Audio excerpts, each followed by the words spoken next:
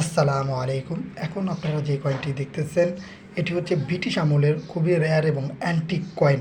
এরকম কয়েন বিভিন্ন সালের রয়েছে, 1 রুপি রয়েছে, হাফ রুপি রয়েছে, বিভিন্ন সালের রয়েছে।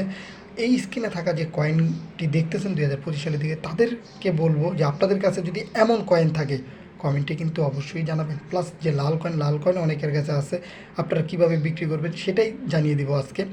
তো মাধ্যম রয়েছে দুটি 2025 সালের দিকে যদি এই কয়েনগুলো বিক্রি করতে চান।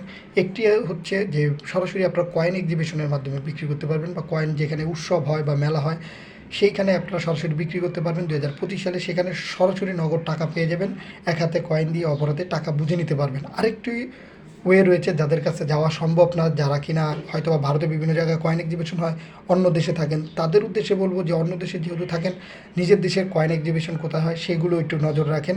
অবশ্যই সেখানে গিয়েও আপনারা বিক্রি করতে পারবেন। আমাদের ভিডিওগুলো দেখেন, আমরা প্রত্যেকটি দেশেরই মোটামুটি কোথায় কী হয়, পুরোনো জিনিস কোথায় কেনাবেচা হয়, মোটামুটি এগুলো তুলে ধরি, সেগুলো দেখেন। অবশ্যই আপনার জিনিসগুলো বিক্রি হবে। আরেকটি বিষয় হচ্ছে, আপনারা কয়েন বাজার ওয়েবসাইটের মাধ্যমেও কিন্তু ঘরে বসেই এই পুরনো জিনিসগুলো বিক্রি করার জন্য পোস্ট করে বিক্রি করতে পারবেন।